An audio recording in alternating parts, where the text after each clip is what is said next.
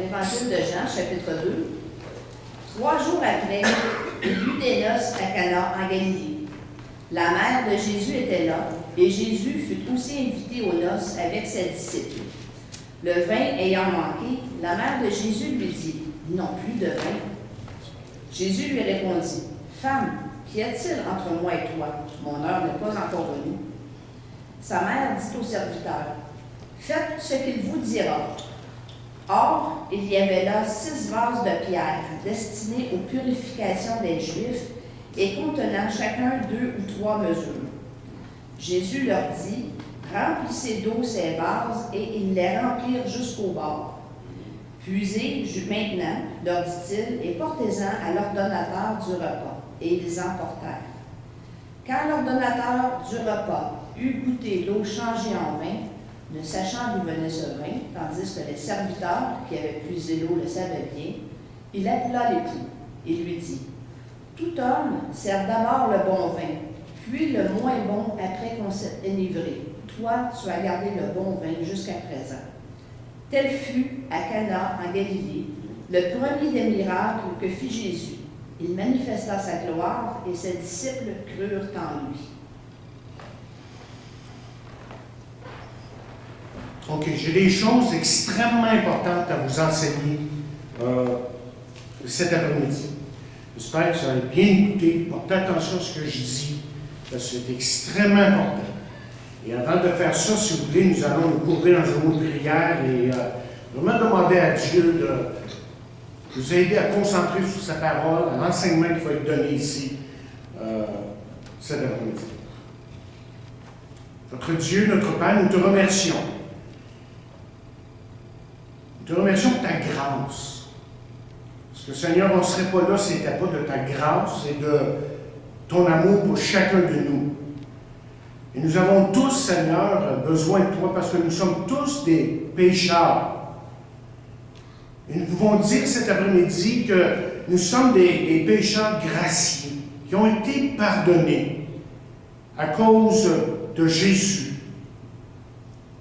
Et merci de ce que nous pouvons lever nos cœurs et nos voix, comme nous l'avons fait il y a quelques instants, pour vraiment louer ton nom. Et nous voudrions que notre nom grandisse, que beaucoup d'autres se joignent à nous pour faire la même chose et aussi pour entendre ta parole et être transformés par ta parole. Et je prie que cet après-midi, nous soyons attentifs à ta parole.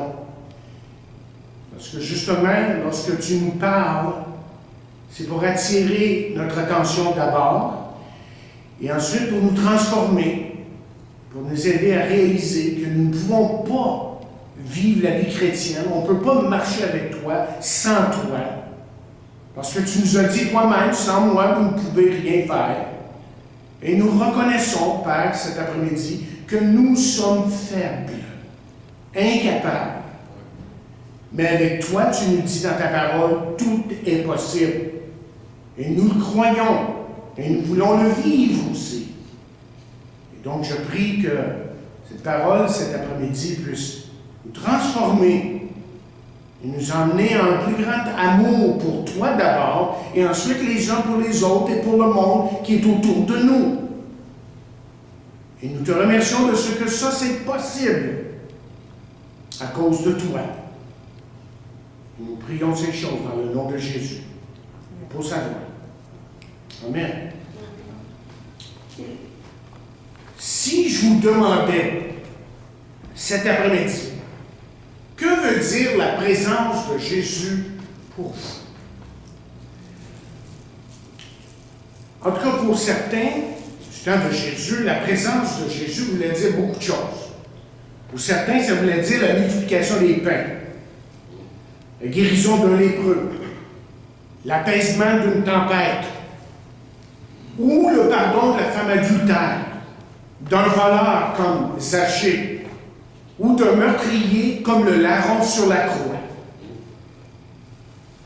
Bien, nous voyons ici Jésus qui est présent à un événement qui est extrêmement important dans la vie d'un Juif. Et c'est là qu'a eu lieu, selon ce que nous lisons dans la parole de Dieu ici, son premier miracle. Nous l'avons lu, et vous connaissez bien l'histoire. Vous connaissez bien l'incident, mais comprenez-vous la vraie signification derrière ces paroles, cet incident-ci? Savez-vous vraiment ce que Dieu est en train de nous dire à travers ces paroles?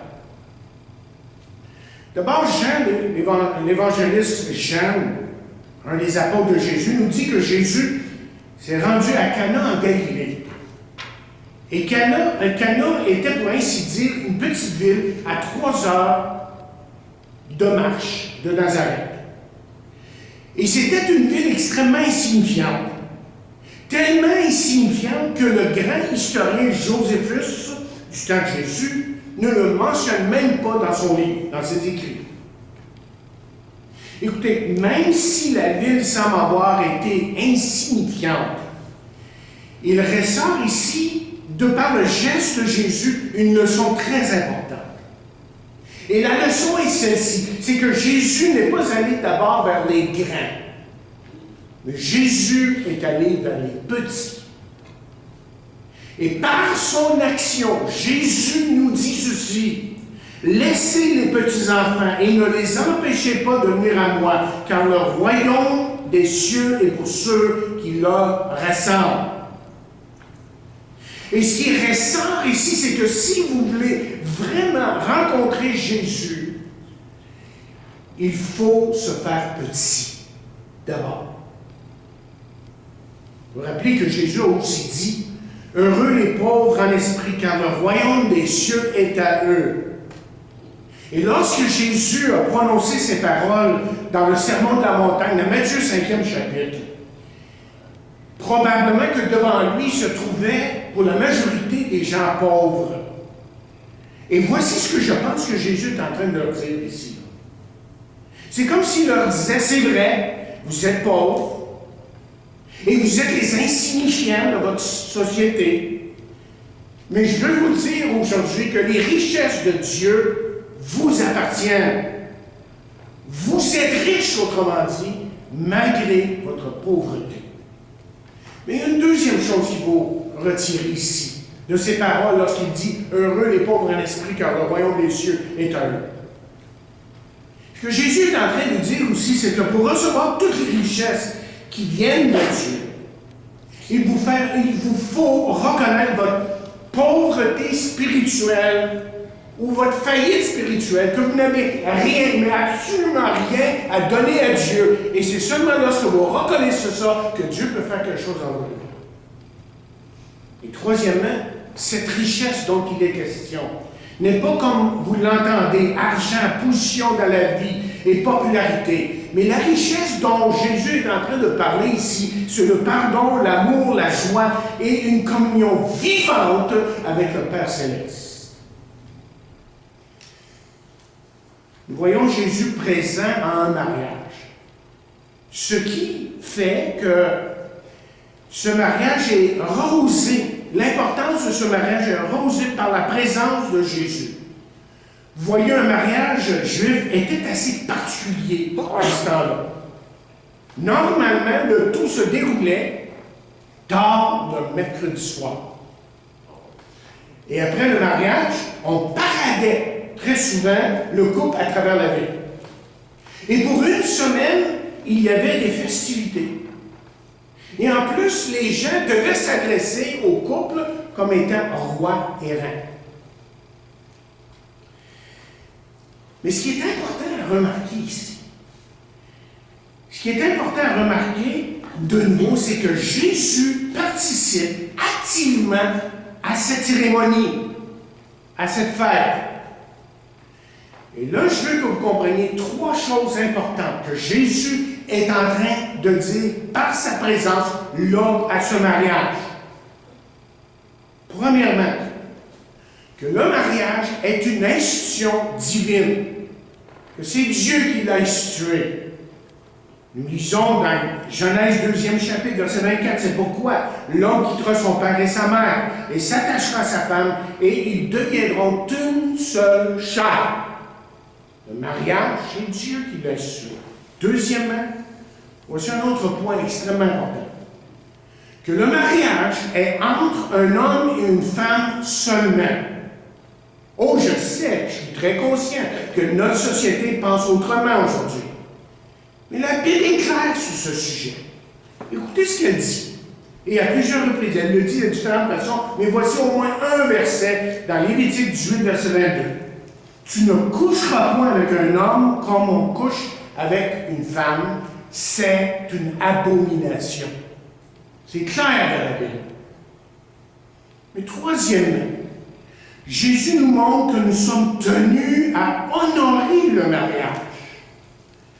Dans Hébreux, 13e chapitre, verset 4, voici ce que nous lisons. On l'a lu il y a quelques semaines.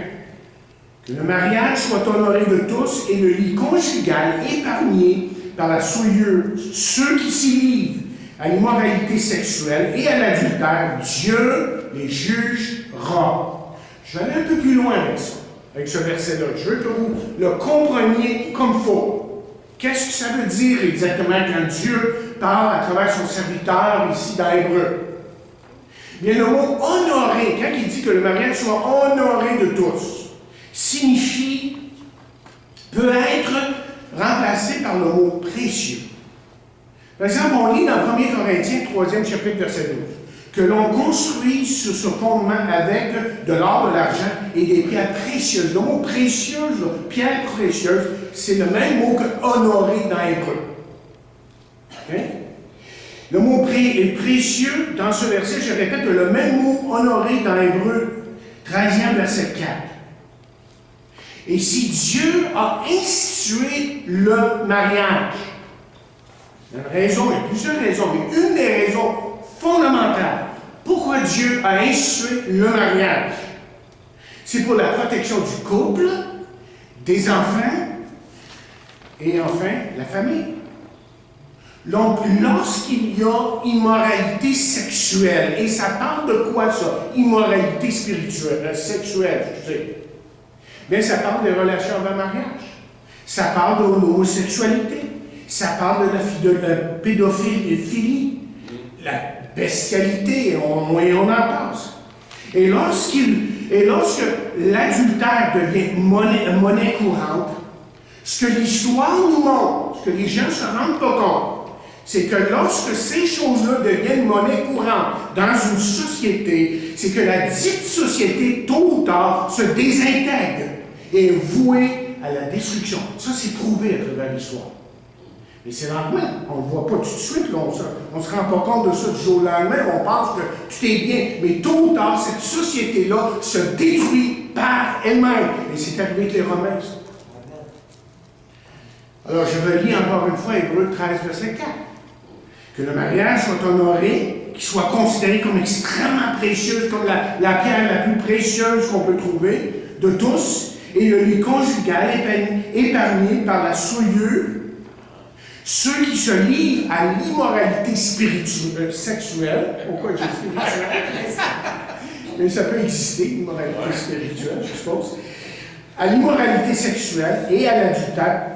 Remarquez bien ces paroles. Dieu les jugera. Et c'est sûr que du jour au lendemain, on ne le voit pas nécessairement. Mais tôt ou tard, on en subit les conséquences. C'est ça que la Bible nous enseigne. Il faut bien comprendre. Dieu ne parle jamais pour rien dans sa parole. Lorsqu'il dit « fais pas quelque chose », parce qu'il sait, lui, que les conséquences à long terme peuvent détruire. Vont détruire. Mais il y a une quatrième chose aussi que je veux que vous remarquiez. Ici, dans ce mariage, c'est que Jésus s'est réjoui. Et c'est une image qui est peu connue de Jésus pour certains. Jésus, autrement dit, était là à ce mariage et Jésus s'est réjoui. Et malheureusement, trop de chrétiens ne savent pas ce que c'est d'être vraiment dans la joie. Et pourtant, la semaine passée, vous vous rappelez, dimanche soir passé, lorsqu'on a fait notre réunion spéciale, là, on a lu dans Jean 15, verset 11, et on a compris que la joie est beaucoup plus que d'avoir de l'argent, des amis, le prestige et toutes ces choses-là, mais c'est d'avoir une vraie communion avec Dieu. C'est pour ça que Jésus pouvait terminer son élocution lorsqu'il a parlé de demeurer en lui. Il a dit « Je vous ai dit ces choses afin que ma joie soit en vous et que votre joie soit quoi? Parfaite. Ou complète, dépendant de quelle traduction que vous lisez. OK, regardons de plus près notre texte.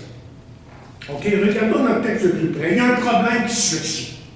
Il y a un manque de vin, tout d'un coup, lors de ce mariage. Et malheureusement, dans ce temps-là, il n'y avait pas de dépanneur. Il n'existait pas des dépanneurs. OK? Donc, le problème était extrêmement important. Vous voyez, le vin était d'une grande importance dans un mariage juif. On disait, par exemple, probablement ce qu'on dit aujourd'hui, sans vin, il n'y a pas de joie. Probablement, ça dit aujourd'hui. Dans ce temps-là, on disait ça. Et le manque de vin était en quelque sorte une humiliation pour le couple. Il y a même un commentaire qui nous informe qu'un couple pouvait payer une amende pour avoir manqué de vin. Un autre temps. Il faut rappeler, c'est une autre époque, là, OK? Un autre temps complètement. Mais la question peut se poser, pourquoi ils ont manqué de vin? Comment ça fait-il qu'ils n'ont pas prévu ça, un manque de vin? Mais peut-être parce qu'il y avait plus de gens que prévu. Possible. Peut-être. J'ai emmené son cousin, sa cousine, sa belle-sœur, puis là, ça s'est rajouté, puis ils ont mal calculé. Ensuite, les festivités ont duré peut-être plus longtemps que prévu, mais ajoutez à ça le facteur Jésus. Ajoutez à ça le facteur Jésus. Autrement dit, Jésus, plus que quiconque, savait exactement pourquoi le vin manquait. Je pense que Céline, tu m'en as soufflé à l'oreille. Hein? Aujourd'hui, le cours que vous avez pris cette fin de semaine où on a fait état du fait que Dieu est souverain en tout. Il n'y a rien qui lui échappe. Donc, il n'y a pas d'accident avec Dieu. Il n'y a pas d'accident ici lorsqu'il y a un manque de vin. Mais là, à ce stade-ci, je veux que vous compreniez quelque chose de très important. Extrêmement important ce que je vais vous dire ici. Quand Jésus faisait des miracles, ce n'était pas seulement pour faire des miracles ou pour épater les gens, ou faire quelque chose de sensationnel. En fait, plusieurs de ces miracles étaient faits dans l'intimité, même pas devant la foule. Mais quand Jésus faisait des miracles, c'était des signes que ce miracle agissait ainsi afin de manifester sa divinité et sa puissance. Et à travers cela, il y avait aussi une doctrine enseignée par le miracle humain, par le geste que Jésus posait. Et c'était en fin de compte un geste et une leçon spirituelle imprégnée d'une grande signification. Il y avait quelque chose de très important derrière ce que Jésus faisait. Ça n'a pas juste pas un miracle. Donc, quand vous lisez le récit de l'apaisement de la tempête, hein, vous connaissez l'histoire, Jésus était dans le bateau, il dormait, puis l'autre, hey, on va périr, puis il vient nous aider, puis lui, il parle à la tempête, puis tout s'arrête. Quand vous lisez ce récit, la doctrine, l'enseignement qui est derrière ça, c'est que Jésus est Dieu, car il a posé les mêmes gestes que Dieu, quand Dieu dit que la lumière soit. Il a le même pouvoir, il est de la même nature, égal à Dieu, parce qu'il est Dieu le Fils, la deuxième personne de la Trinité. Et quand les Juifs ont compris ça, son égalité avec Dieu, vous savez ce qu'ils ont voulu faire? Il y a plusieurs passages, mais allons juste, je veux vous souligner ce verset-là dans votre Bible. C'est extrêmement important. Quand les Juifs ont compris qui était celui qui était devant eux, regardez ce qui est dit dans Jean, 5e chapitre, verset 18. Et à cause de cela, on va même lire verset 10. Il dit, mais Jésus leur répondit, mon Père agit jusqu'à présent, moi aussi j'agis. Mon Père agit, moi j'agis. L'égalité. C'est ça que c'est en train de dire ici. Je suis égal au Père.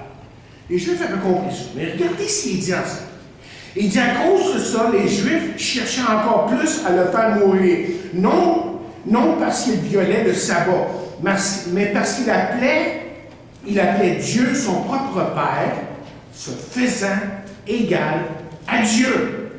Ils l'ont compris, mais ils ne l'ont pas accepté.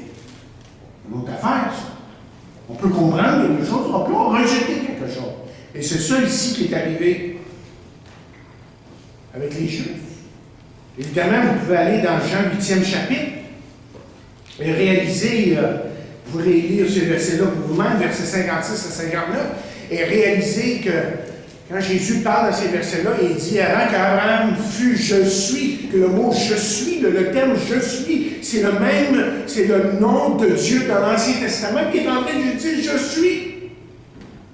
Le même gars qui a parlé dans le buisson à Moïse, c'est celui qui est devant eux. C'est ça qui est arrivé. OK, ça c'est un autre sujet à part, mais je voulais juste vous en faire la remarque. C'est tellement important parce qu'il y a des gens qui vont cogner à vos portes et qui vont vous dire que Jésus c'est le Fils de Dieu. Oui, mais c'est pas Dieu. Peut-être l'archange Michael. Mais c'est pas Dieu, c'est impossible après tout. Comment est-ce qu'il peut avoir eu soif d'être Dieu? Etc. On a tout ces arguments stupides. On n'a rien compris de ce qu'est la personne de Jésus. Il est Dieu fait chair. C'est Dieu qui est venu se manifester à nous par Jésus. Et en Jésus, et la Bible nous dit qu'en lui habitait corporellement là, toute la plénitude de la divinité. Pas juste une partie, là. Il dit tout ce que Dieu était est en lui. Colossiens 2e chapitre. OK, très bien. Il manque de vin ici. Qu'est-ce qui va arriver maintenant? Et Marie, sa mère, s'approche de lui et lui dit, ils n'ont plus de vin. Elle l'informe. Mais pourquoi est-ce qu'elle s'approche de lui pour lui faire une telle remarque? C'est vrai que ce n'est pas une petite affaire que de manquer du vin. Il faut comprendre que dans le contexte de ce temps-là, c'est grave, c'est sérieux comme problème. Mais ça peut-il que derrière ça, que ce qu'on est en train de découvrir, que Marie savait certaines choses sur Jésus? Vous me suivez là? Que Marie savait certaines choses sur Jésus. Alors, à quoi s'attendait-elle de Jésus? Bien, ce qu'on peut lire dans la parole de Dieu, c'est ceci. C'est que dans Luc 2, verset 51, on lit ceci. Sa mère gardait toutes ces choses dans son cœur. Hein? Vous vous rappelez Luc 2, là, quand il est né, là, puis juste à la fin, toutes sortes de choses qui se passaient. Puis là, il finit le chapitre en disant, Marie gardait toutes ces choses-là dans son cœur. Et moi, j'aimerais vous suggérer que Marie avait eu de bonnes discussions avec Jésus lorsqu'il était jeune, comme toute mère de famille ont avec leurs enfants. Normalement. Et que Jésus lui avait peut-être partagé, même à mot couvert, certaines choses. Savait-elle qu'il ferait éventuellement des miracles et que son ministère serait puissant en action et en parole? Est-ce qu'elle le savait? On ne sait pas. La Bible ne dit pas. Mais sans tout savoir et sans tout avoir compris, on parle de Marie, il y a probablement une chose que Marie avait comprise. Et ce qu'elle avait comprise, Marie, c'est que Jésus était surnaturel. Il n'était pas un homme, un enfant même ordinaire. Et là, regardons la réponse de Jésus. On a lu le texte, là, vous vous rappelez? Prime abord, sa réponse semble inattendue. Je dirais même sa réponse quand il dit femme. Ça semble brutal un petit peu, hein? Dire ça, femme! Oh, une minute là, oh, je ne m'attendais pas à ça, celle-là. Là. Même ça paraît impoli, sévère. Mais qu'est-ce qui arrive ici? Mais c'est tout à fait le contraire de ce qu'on pense. C'est ça qui arrive. Parce que vous voyez, dans ce temps-là, quelqu'un qui disait femme est un manque de respect et même d'affection. C'est le contraire qui arrivait.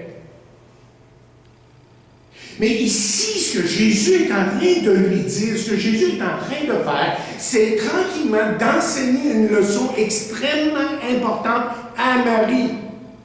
Parce qu'elle aussi, il y a des choses qui lui échappaient. Elle avait besoin de capter, de saisir ce qui arrivait autour d'elle. Auparavant, vous voyez, en tant qu'enfant, Jésus était sous l'autorité de ses parents. On se rappelle de ça. Jésus a été un enfant comme tous les enfants. Et même la Bible dit ceci, qu'il leur était soumis, en parlant de ses parents, dans le 2e chapitre, verset 51. Mais maintenant, en tant qu'adulte, et ayant commencé son ministère, il n'est plus sous son autorité, mais sous l'autorité, je dis bien, du Père en tant qu'homme.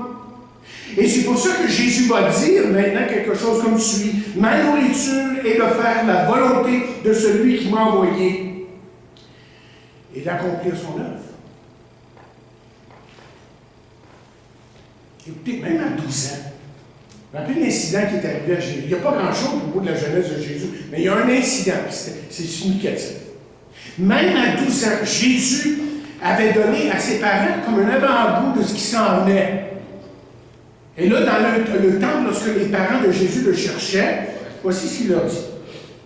Il dit, pourquoi me cherchez-vous? Ne savez-vous pas qu'il faut que je m'occupe des affaires de mon Père?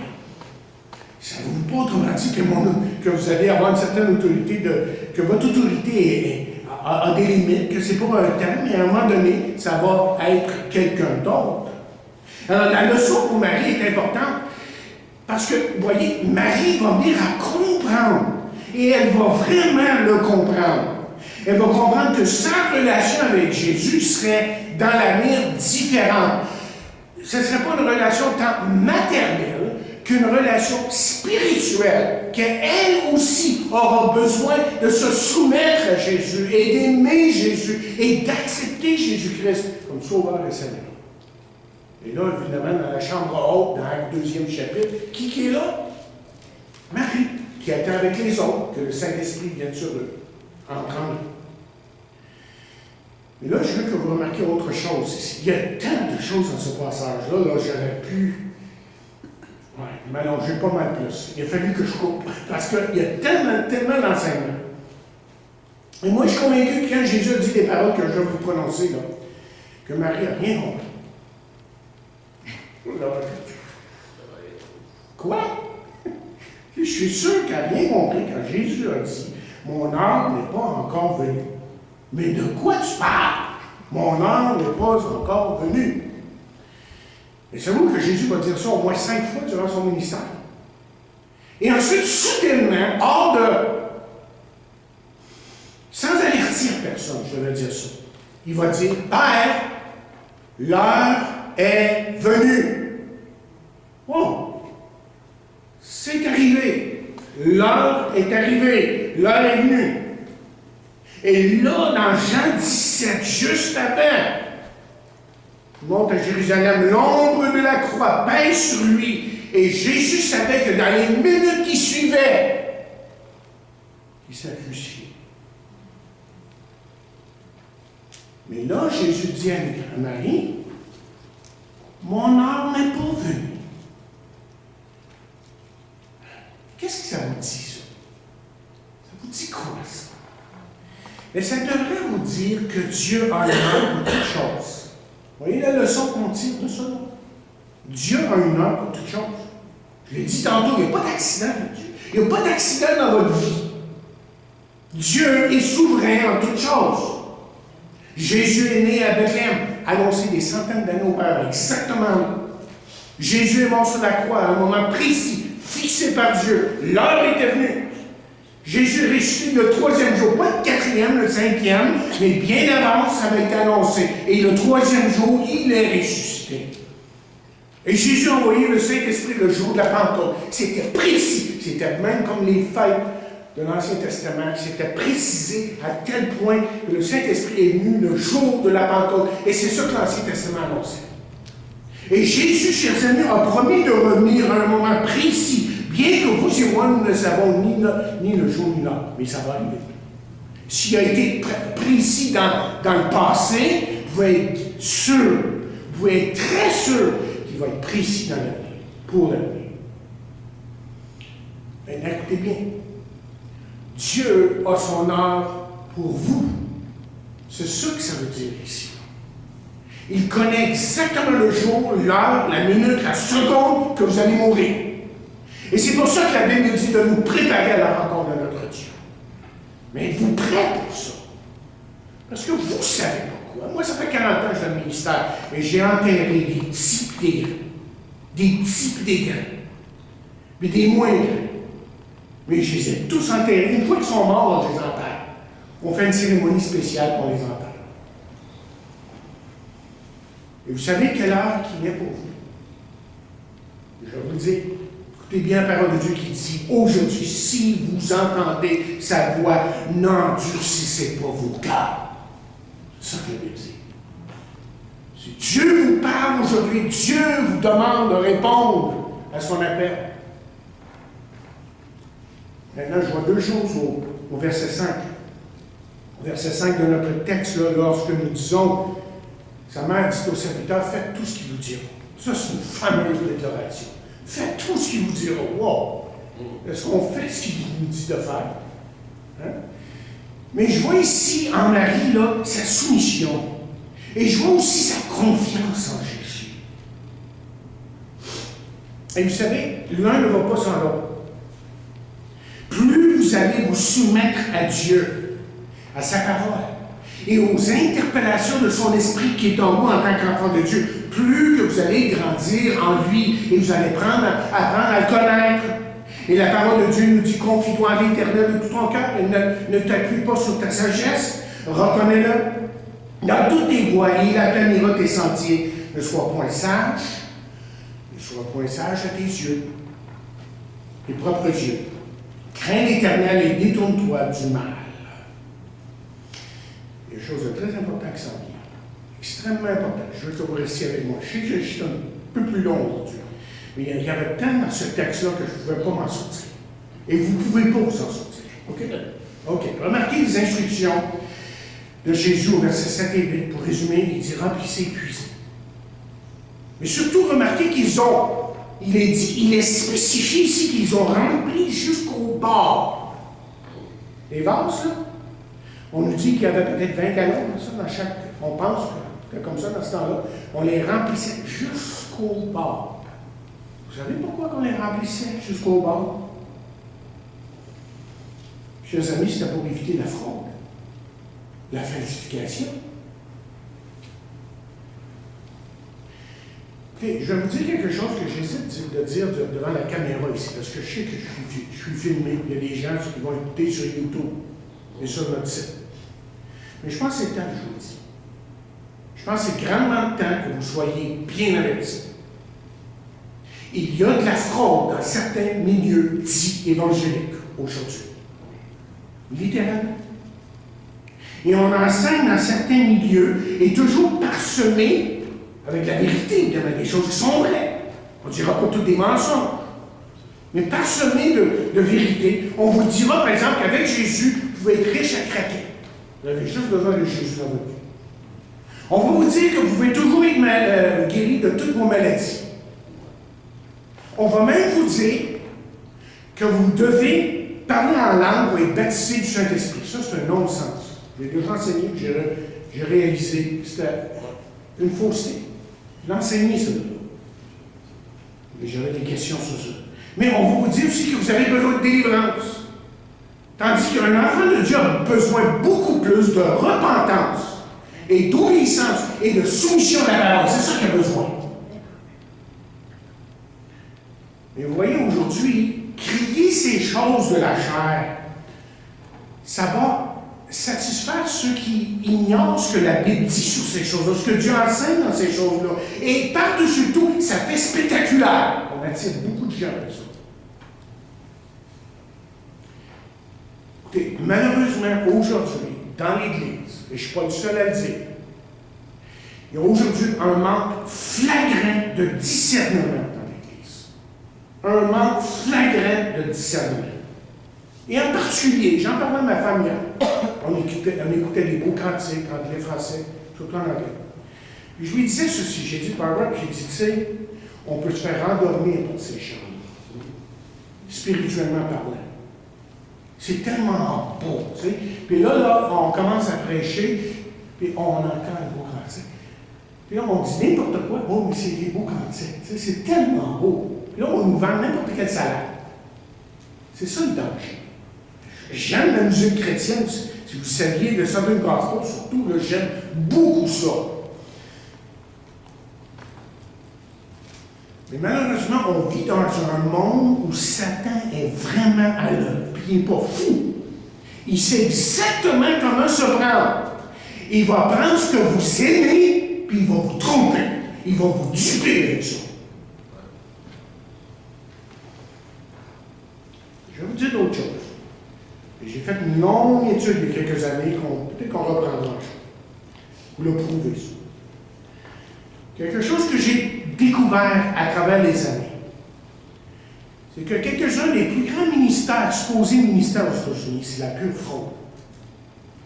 Je m'excuse, là, mais c'est vrai. C'est de la pure fraude. C'est des fraudeurs qui sont là, avec l'Évangile en main. Ils vont dire beaucoup de choses qui sont vraies, mais c'est des fraudeurs. Benny Hinn, je vais vous donner les noms, parce que Paul en parle. Lui, Paul, il donne les noms. Quand Paul dénonce certaines personnes dans la parole de Dieu, il donne les noms. Alors, vous avez le droit de savoir qui c'est. Et vous allez dire, oui, mais je ne connais pas ces gens-là. Mais ces gens-là influencent ce qui se passe au Québec. Je peux vous dire beaucoup plus qu'on pense. Ces gens-là, l'ombre de leur ministère est là au Québec, par l'Internet maintenant, et toutes sortes de moyens, par des ministères de gens qui sont moins connus. Et là, c'est comme leur voix qui parle au Québec. Benny Hinn. On m'appelle Creflo Dollar. On m'appelle un type qui dit, parles-tu bien? Parles-tu bien, Creflo Dollar? J'ai dit, sais-tu ce qu'il enseigne, ce gars-là? Il ne voulait rien savoir. Enseigne de plus que Jésus a eu soif. Voyons, on ne peut pas être Dieu. Mais beaucoup de ce qu'il dit, c'est vrai.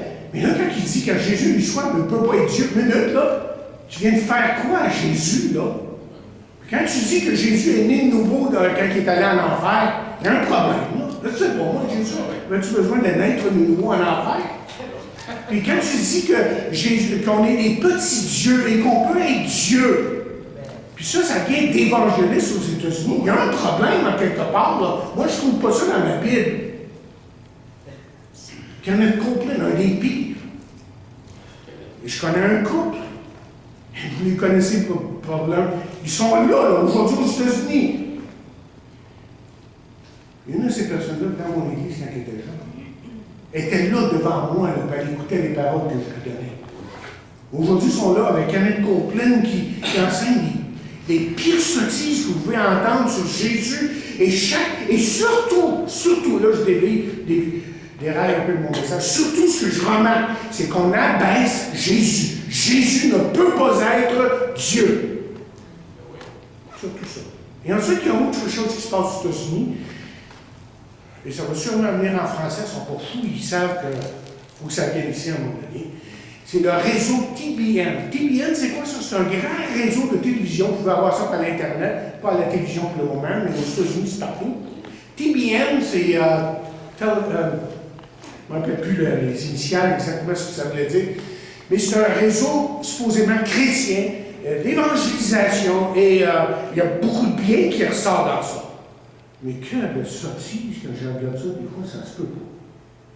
Je me dis, Seigneur, ça se peut-tu, toi, inviter des gens comme ça à prêcher l'Évangile, qui prêchent, en fin de compte, ce que Paul dit dans Galates, 1er chapitre, un autre Évangile, et que s'il prêche un autre Évangile, qu'il soit anathème. Alors, juste pour terminer ce point-là, parce que je restais beaucoup trop longtemps, moi, est-ce que vous allez reconnaître ce qui est faux, ce qui est... Ça, là. Étudiez-la. Il n'y a pas d'autre solution. N'essayez pas d'avoir un feeling là, que c'est beau, que c'est correct. Là. Ça ne viendra pas, ça. Ça va venir si vous savez ce qui est écrit dans la parole de Dieu et vous allez les dénoncer comme moi je le fais. On n'aime pas faire ça. Ça semble négatif, je sais. Mais il faut le faire des fois. On ne peut pas faire autrement. Il y a tellement de faux autour de nous. C'est incroyable. Alors, revenons à notre passage. Remarquons les leçons dans notre texte ici. L'une des premières leçons qu'on a ici, c'est que Jésus veut remplir votre vie. On a rempli les vases, Jésus veut remplir votre vie. C'est ça qu'il veut faire. Autant que les vases ont été remplis et l'eau a été changée en vin. Et Jésus a dit, je suis venu avec les brebis et la vie et qu'il l'ait en abondance. Et deuxièmement, Dieu désire que nous partagions le vin nouveau qui parle évidemment de la nouvelle vie qu'on reçoit de lui. Et il a dit, allez, faites de toutes les nations des disciples. Et troisièmement, qu'est-ce qu'on apprend ici? Comme les serviteurs, les serviteurs, ceux qui ont rempli les vases, ont obéi à la lettre aux instructions de Jésus. Ainsi, si vous voulez être continuellement rempli du Saint-Esprit et connaître la puissance de Dieu dans votre vie, ça va prendre de l'obéissance. Il ne faut pas chercher par quatre chemins les voies de Dieu. Il faut simplement obéir à sa voix et là, on apprend à le connaître. On l'a vu dans Jean 15, la semaine passée. Si on obéit, on apprend à le connaître. C'est une des lois, les 5 secrets spirituels que j'ai donnés la semaine dernière. Mais voyons le miracle de plus près. L'ordonnateur goûta le vin et il s'est aperçu qu'il était meilleur que le premier. Et là, il s'informe auprès de l'époux s'il y a eu une erreur. Mais non, il n'y a pas eu d'erreur, il y a eu un miracle. C'est ça qui est arrivé. Et qu'est-ce que ce miracle nous enseigne par-dessus tout? Il nous enseigne, chers amis, que Jésus nous donne toujours le meilleur. Toujours le meilleur. Que vous pouvez être heureux, oui, avec votre argent, et il y en a qui sont heureux qui sont riches, avec votre maison, vos amis, votre standing, mais Jésus a toujours quelque chose de meilleur. Et qu'est-ce qui est meilleur de Jésus? La première chose, c'est votre passé. Avec Jésus, votre passé est pardonné. Et c'est pour ça que la Bible peut dire ceci: autant l'Orient est éloigné de l'Occident, autant il éloigne de nous nos transgressions. Et si quelqu'un est en Christ, il est une nouvelle créature. Mais vous avez aussi un meilleur présent avec Jésus. Voyez, l'apôtre a dit ceci: mais ces choses, qui est écrit ici, ont été écrites afin que vous croyiez que Jésus est le Christ, le Fils de Dieu, et qu'en croyant, vous ayez la vie éternelle en son nom, la vie en son nom. Autrement dit, quand vous placez votre confiance en Jésus, vous recevez maintenant, à présent, la vie éternelle, vous êtes sûr de l'eau au ciel. Parce que vous avez cru. Et encore une fois, il dit ceci, même écrivain, il dit: je vous ai écrit ces choses afin que vous sachiez que vous avez, pas vous allez avoir, vous avez la vie éternelle maintenant, présentement, parce que vous avez cru. Et la vie éternelle, il faut bien comprendre, c'est beaucoup plus que d'espérer d'être dans l'éternité avec Jésus-Christ, c'est plus que ça, là. La vie éternelle, c'est le Saint-Esprit qui change radicalement votre vie. Alors, si vous acceptez Christ dans votre vie, attendez-vous à des changements. Attendez-vous que votre vie change radicalement. Et quelqu'un a écrit, je pense que c'est moi qui ai écrit ça. J'ai trouvé quelque part, j'ai dit: c'est pas mal bien ça. Et j'ai écrit: tu verras des choses que tu n'as jamais vues. Tu comprendras des choses que tu n'as jamais compris. Et tu feras l'expérience de choses que tu n'as jamais expérimentées. Mais surtout, attends-toi à Jésus. Jésus devient votre sauveur, c'est ce qu'elle est. Et ensuite, vous avez un meilleur futur avec lui. Quel sera votre avenir? On se pose tous la question. Aimeriez-vous que votre avenir soit garanti? Bien, avec Jésus, c'est exactement ce qu'il arrive. Il dit: je m'en vais vous préparer une place, et là où je suis, vous serez avec moi. Il parle à ses enfants. Donc, en terminant, il n'y a aucun doute que ce miracle des noces de Cana a été un grand miracle. Ça a été le premier miracle de Jésus. Mais vous savez quoi? Le plus grand miracle reste à venir. Il reste à venir. Et ce miracle, c'est celui de votre vie complètement transformée. Et il y en a un seul qui peut faire ça pour vous. La changer. C'est celui qui a dit ceci à une femme qui avait eu 5 maris, qui se sentait coupable de tout et de rien, parce qu'elle ne savait pas qu'elle s'en allait. Il a dit: si tu connaissais le don de Dieu, et qui est celui qui te dit plutôt: donne-moi à boire, tu lui aurais toi-même demandé à boire, et il t'aurait donné l'eau vive. Est-ce que vous connaissez Jésus-Christ comme votre Sauveur et Seigneur? Vous pouvez aujourd'hui lui ouvrir votre cœur et laisser, autant qu'il y a eu un miracle ici, là, où l'eau a été changée en vin, il y a un miracle qui peut se faire dans votre vie. C'est ça que l'enseignement, qu'on trouve dans l'enseignement ici. Parce que Jésus veut surtout abattre dans votre vie, votre incertitude et votre confusion. Et c'est pour ça que la Bible peut dire ceci, que si tu confesses de ta bouche le Seigneur Jésus, et si tu crois maintenant, aujourd'hui, à cette heure même, à cette minute même, à cet instant même, si tu crois dans ton cœur que Dieu l'a ressuscité des morts, tu seras sauvé. Il n'y a pas, tu seras peut-être sauvé. Tu ne sais pas si tu vas être sauvé. Il dit, tu seras sauvé. Car c'est en croyant du cœur qu'on parvient à la justice, et c'est en confessant de la bouche qu'on parvient au salut, selon que dit l'Écriture, quiconque croit ou fait confiance en lui ne sera point confus. Que Dieu vous aide, si vous ne l'avez pas déjà fait, à vraiment faire cette décision de votre vie. C'est une décision que vous devez prendre. Et vous pouvez lui dire, Seigneur Jésus, je sais que je suis loin de toi aujourd'hui. Je me sais pécheur. Mais je te remercie de ce que tu as pris tous mes péchés sur la croix. Et qu'à cause de ça, tu peux changer ma vie. Et si vous faites ça de tout votre cœur, et la Bible est claire, extrêmement claire lorsqu'elle dit ceci, qu'à tous ceux qui l'ont reçu, à ceux qui croient en son nom, elle a donné le pouvoir de devenir enfant de Dieu.